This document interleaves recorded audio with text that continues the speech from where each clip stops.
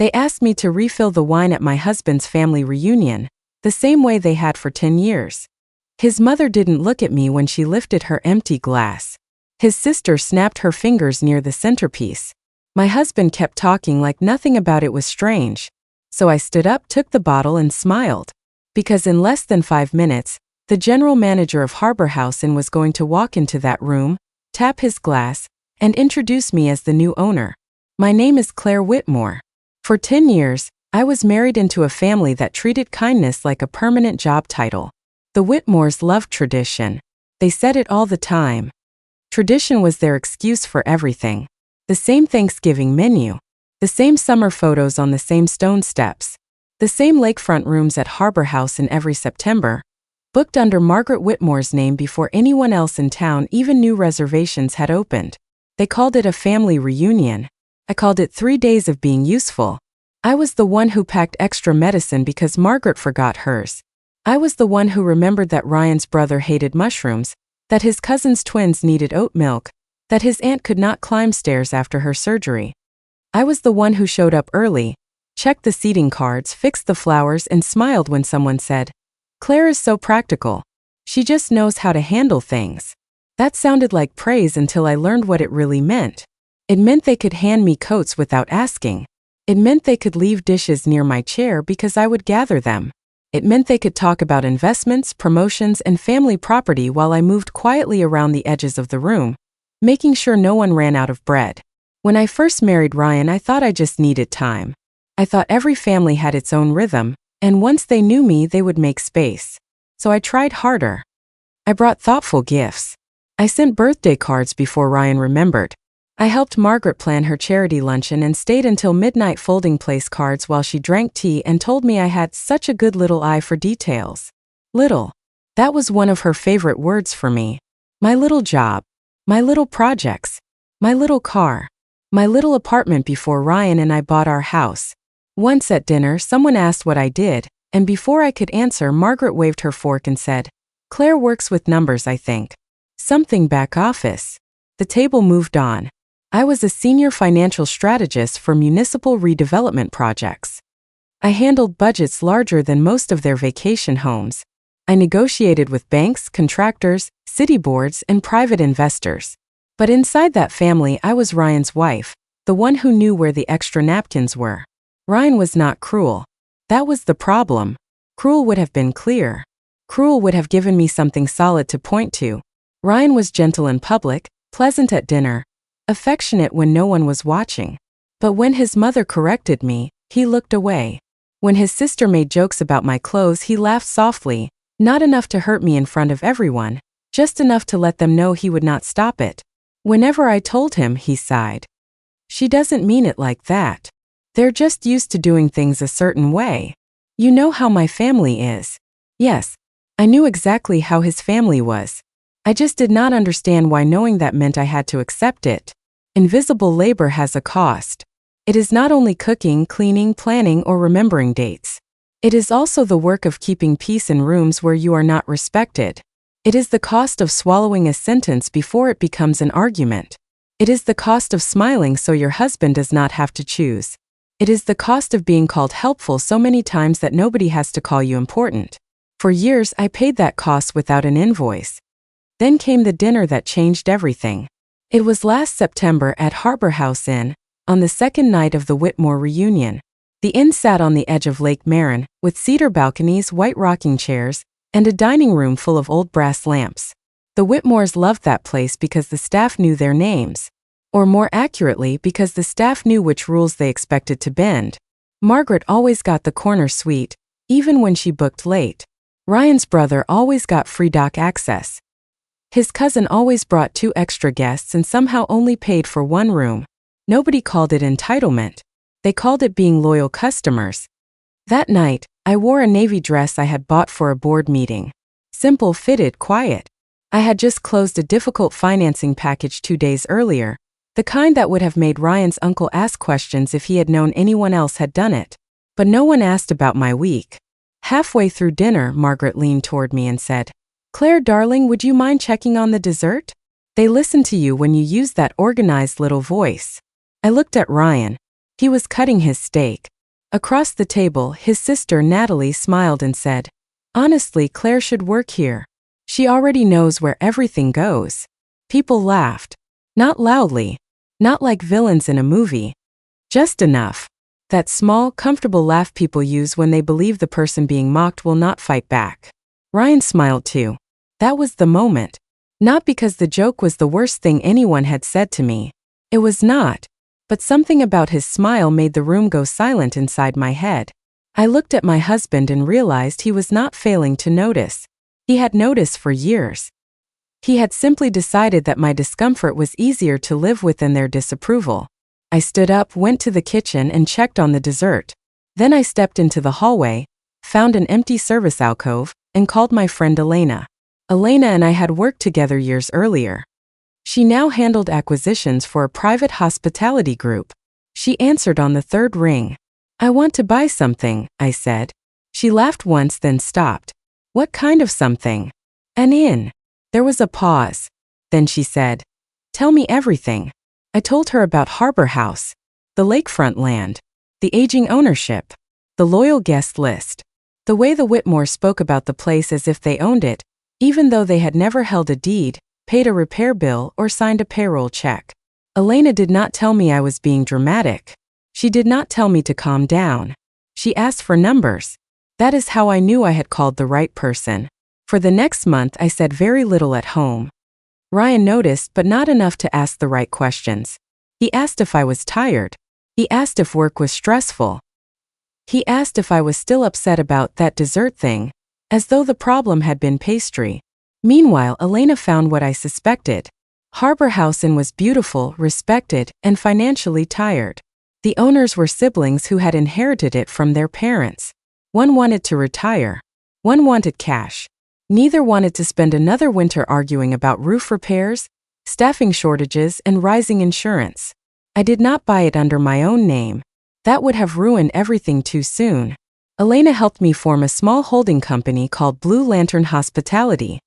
I used money from my investment accounts, the payout from a consulting equity deal, and a line of credit secured against assets Ryan never bothered to understand because he had always assumed my little finance work was harmless.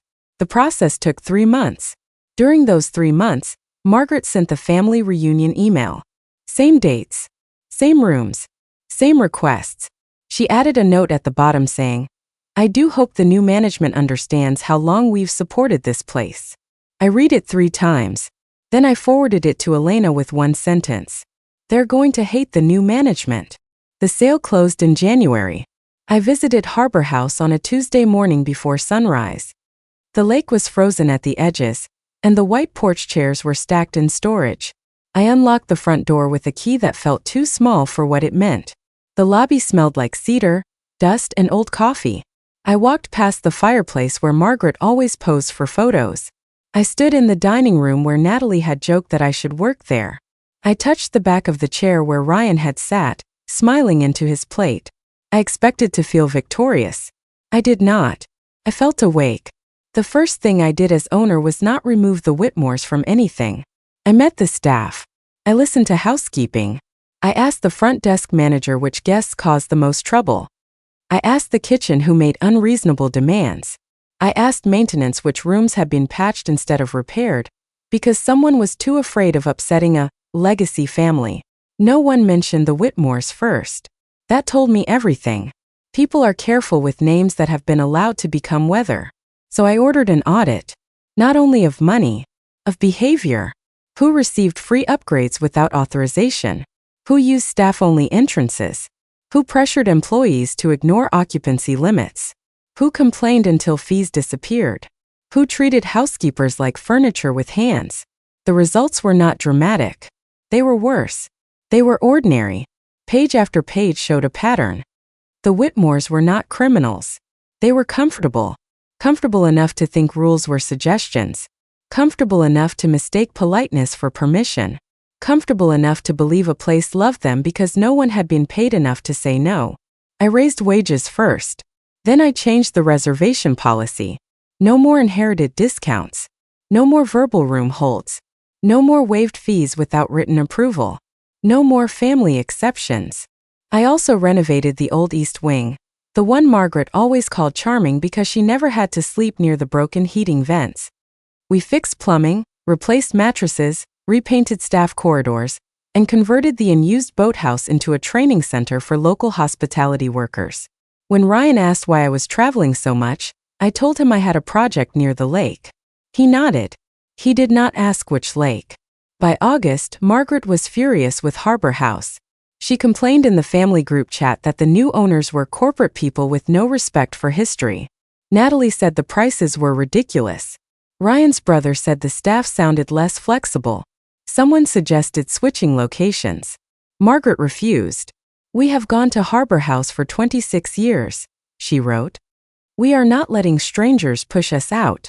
That was the first message that made me smile. The reunion began on a Friday afternoon. I arrived separately from Ryan, which Margaret noticed immediately. She stood in the lobby wearing cream linen and pearls, tapping her phone against her palm. "There you are," she said. "We were wondering if you got lost." "No," I said. "I knew where I was going." She glanced at my small suitcase. "Well, check-in has been an ordeal. They won't give us the west balcony rooms. Apparently there's some policy." "There is," I said. She did not hear the edge in my voice.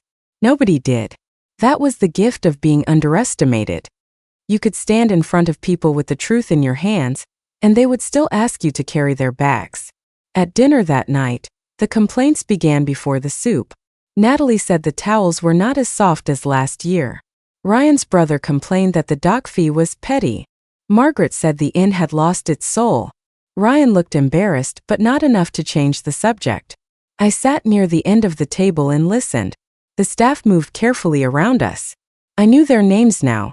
Thomas at the bar, Julia in dining, Renee at the front desk.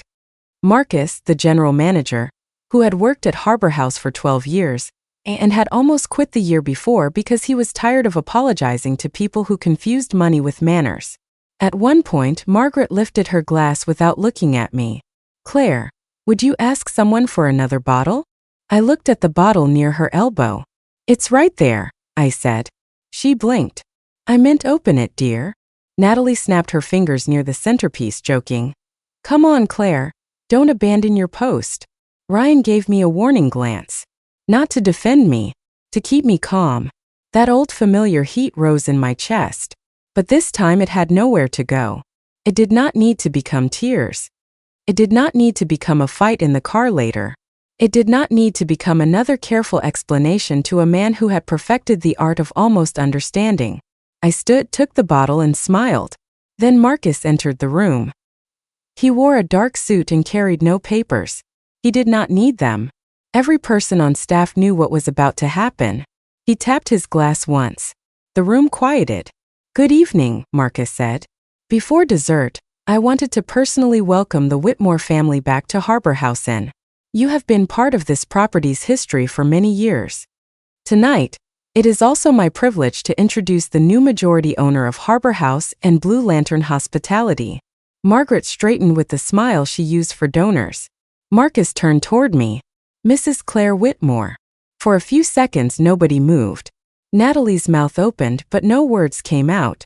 Ryan's brother looked from Marcus to me and back again, like he was waiting for someone to correct the joke. Margaret still held her empty glass in the air. Ryan stared at me. I placed the unopened wine bottle on the table. Then I walked to the front of the room. "Thank you, Marcus," I said. My voice was calm. That surprised people more than anger would have. I know Harbor House means a lot to this family. It means a lot to me too. That is why the inn will be run with care, fairness, and respect from now on. Every guest will follow the same policies. Every employee will be treated with dignity. And every tradition that depends on someone else being uncomfortable will end here. No one applauded. That was fine. I had not bought applause. I handed the attention back to Marcus and left before dessert. Ryan found me 20 minutes later on the back porch. The lake was black under the moon, and the air smelled like pine and cold stone. "Why didn't you tell me?" he asked. I looked at him then. For years I had imagined this conversation. I had imagined shouting. I had imagined listing every dinner, every joke, every time he let me stand alone in a room full of his people. But when the moment came, I only had one question left. Why didn't you ever ask? He flinched. I continued. You knew I was unhappy. I knew you were upset sometimes. No. You knew. You just hoped I would stay manageable. He put his hands in his pockets. That's not fair. Neither was making me prove pain to the person who promised to notice it. The hardest part had never been his family. It was him. A cruel stranger can wound you once and disappear.